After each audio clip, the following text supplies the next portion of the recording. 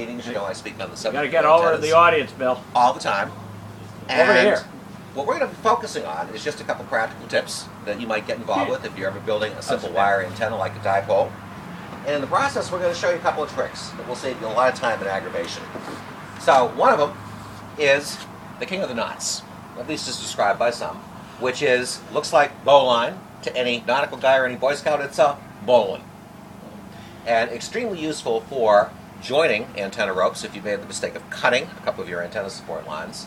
Also good for just putting, though, a terminating knot at the end of a line that you slide through an insulator and just want to fix it into place. So, we're going to be doing that, but there's also a cute little trick we're going to show you to just add to the interactive component, which, if you've never seen this, is really very fascinating and very simple, and it's how you add an extra insulator to an existing antenna. A couple reasons you might want to do that. A lot of people will start out with that design of a dipole or a Windham and find out they're 2 feet short on their property line. And anyone that's ever built a wire antenna can tell you that with a dipole or even a Windham, a couple extra feet at the end, bent down so they're going vertical, is not going to seriously impact the efficiency or the pattern of your antenna. But in order to do that, you have to be able to put an insulator on a wire that if you build the antennas to a lot of hams, you've already soldered the insulators on.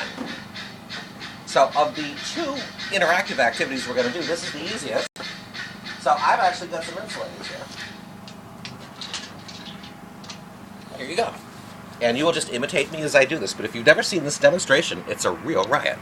I've never seen it. Yep, here you go. Turns.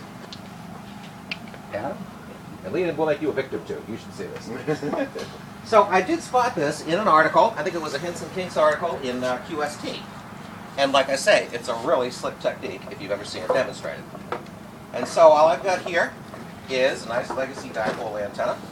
And let's just say hypothetically I'm stuck in the same situation. Watch.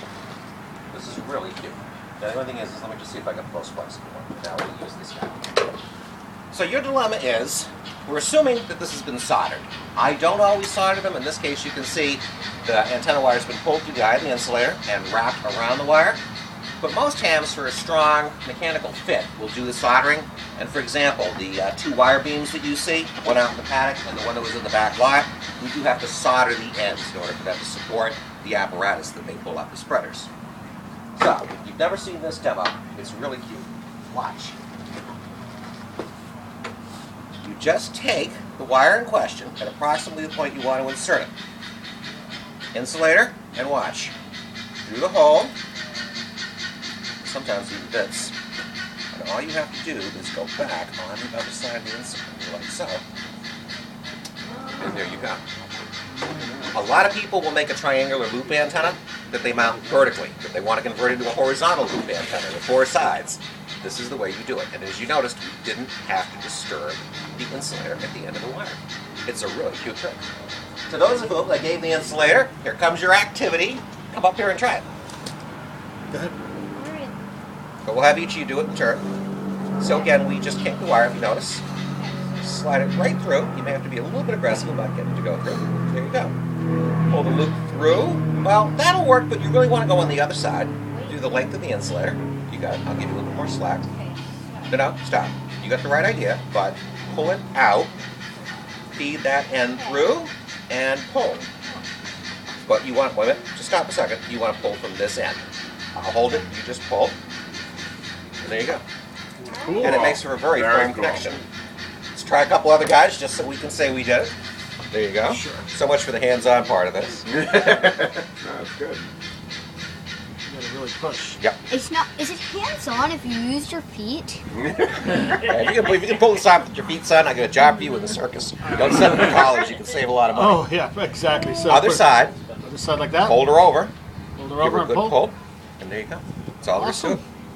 What do we got left? We're gonna have a Christmas tree of insulators here. Give it a shot, Leonard. Yeah, we're gonna. So again, we just give it a bend, put it through the hole.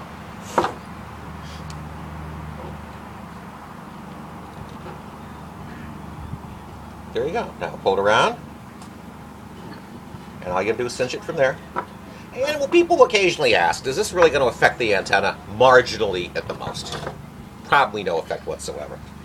I will tell you though that if you know you're going to do this in a loop and you're actually precisely carving out the length of the loop, just understand it's about a half an inch of wire that you're taking up every time you add one of these turns. So who do we have left? Turns, Adam, give it a shot.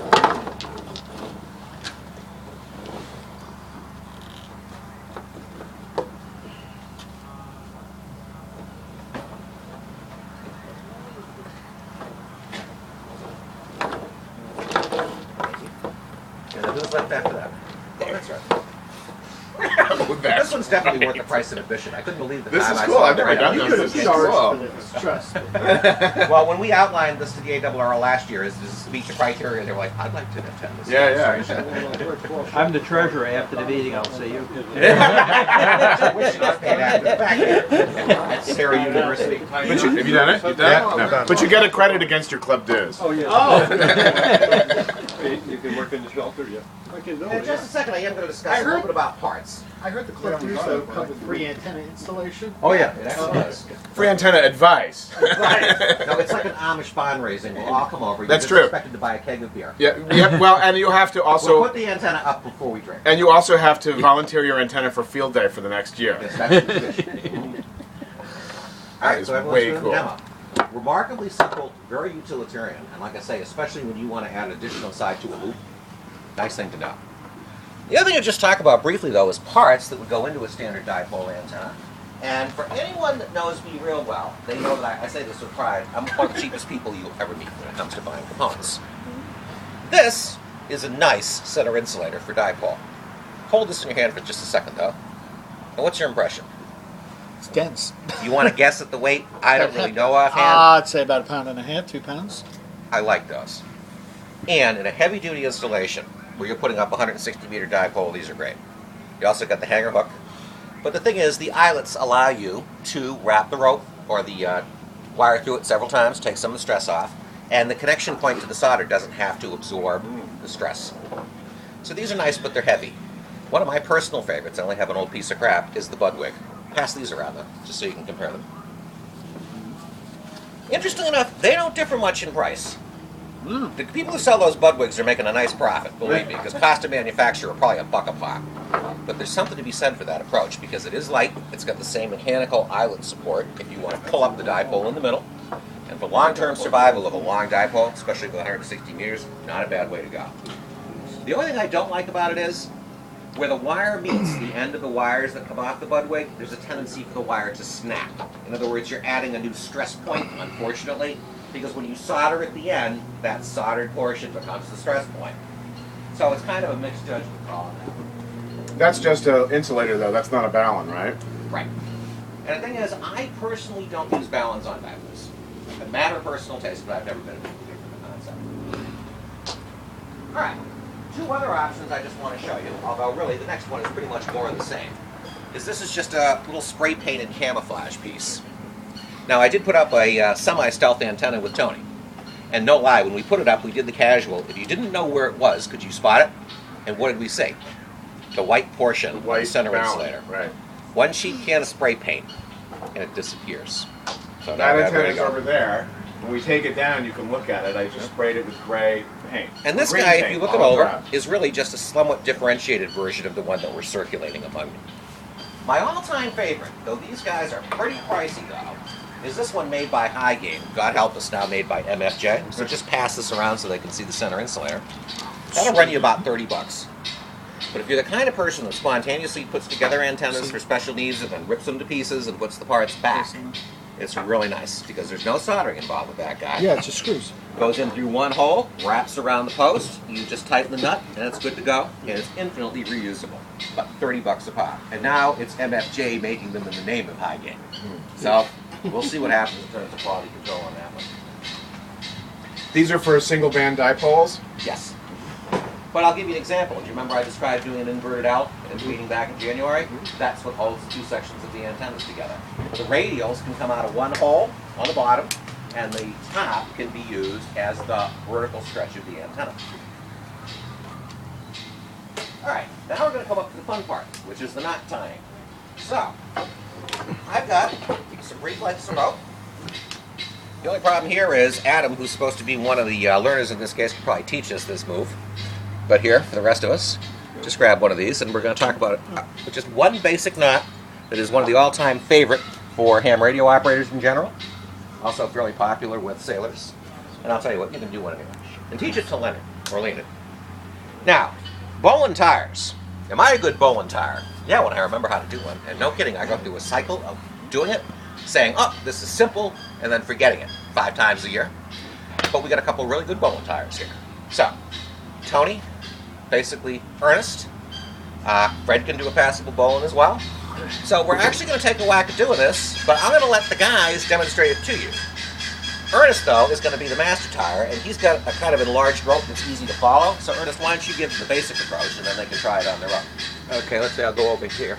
The basic bowling without anything, you take the rope and make a loop.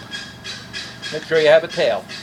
Now, the old saying is, with bowlings, the rabbit comes up the hole, goes around the tree, and goes back down the hole. Then you grab it on the bottom and just pull it, and now you have a loop and a knot. The advantage of this is that when you want to take it apart again, you just take this and go like that, and the whole thing comes apart. So it holds a lot of weight and tension. And the more tension you put on it, the tighter it gets. It won't let loose. And that's the basic. So if you wanted to have a rope and you wanted to make a loop at the end of the rope, you take it, loop it, make sure that the hole is, the tree is behind the hole, come up through the hole, around the tree. This cord is not as flexible as we'd like, but we can still do a bowling. And that's the bowling. And I'll just tell you a casual conversation. That will give you a loop.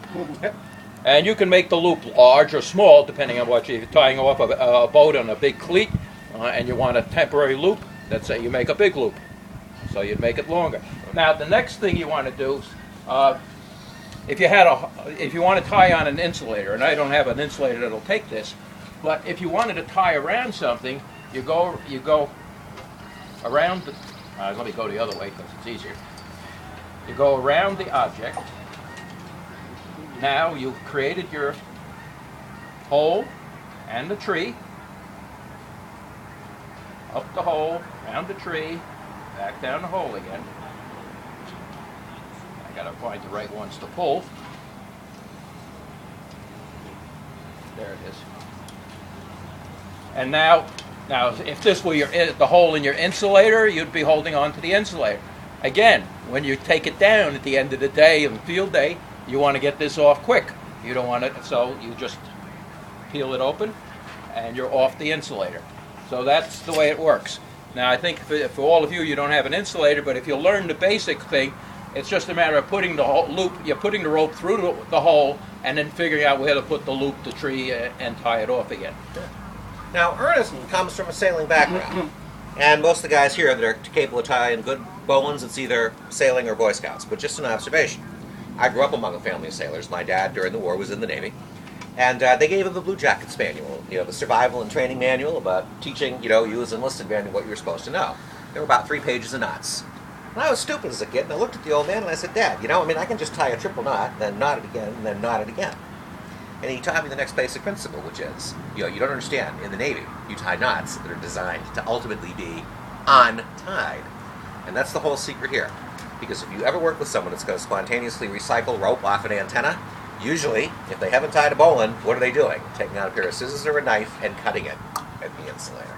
And as you do that, you lose 3 or 4 inches of cycle. So remember, it's a good knot for holding, but it's an even better knot for getting undone. That is largely our demonstration, but I just wanted to show you a couple of formulas and a couple of ways of cutting dipole antennas. And there's always the classic question about what's the formula for dipole antenna. There really isn't a formula for a dipole antenna. What there is the beginnings of a cutting measurement for a dipole antenna. So, from your license exam, who remembers the formula? 468. 468. The magic number. And what, he's a ringer. He's a ringer. So what are we seeing here? Well, 2 of the more common bands we're going to cut a dipole are going to be what? 715 for 40 meters. 3.75 is going to be midpoint for 80 meters.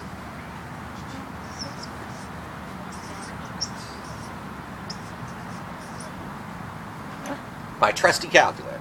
Jeremy, this one's yours. Okay. On the 40-meter band, 7 to 7.3, relatively easy to cut a dipole that will give you about a 2-to-1 SWR max at the two extremes of the Wait, band. 727.3. 468 divided by 7.15. Okay, 468 okay, 468 divided by divided by 7.15. 0.15. 7.15. 65.454545. Exactly. All right. Similar calculation for 80 meters, I'll warn you, gets a little bit more involved, and here's the reason. You really can't cut a dipole to give you favorable SWR for the entire band, so you got to come to a value judgment. In the old days, you'd cut it at the center frequency, slap a tuner on it, and live with it. But today, with the redesign and the reallocation of the band, a lot of times you're either going to pick something relatively high, like the beginning of the DX window, and then going into the general band, or something a little bit low if you're more along the lines of a CW operator. So you're going to have a lot of variability in the length of a dipole for 80 meters. For the case of 30, not much at all. You cut it for 65.5 feet, and pretty much you're good to go for the entire band. Now, last thing to point out. Fred, you're disqualified. You give this away all the time. Somebody guessed the issue involved here, depending on what I'm working with. Uninsulated, more or less, corresponds to that formula.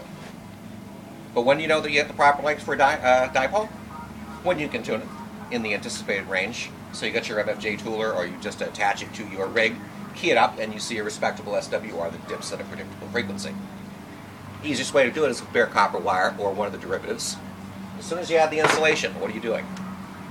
Changing the velocity factor. You're changing the velocity factor. It's a good thing in a way, because you know what? If you're in a situation where you've got that dipole almost explicitly horizontal, but you're lacking a foot or two on either side, this makes up the difference and eats up that foot. Now, different formulas for different kind of cuttings, but if you recognize this wire, this is your basic Home Depot twisted number 12. Used to be reasonably priced. Now the Chinese own the world's copper supply. Trust me, no wire is reasonably priced. But it's about as cheap a quality wire as you can see. But what do you notice?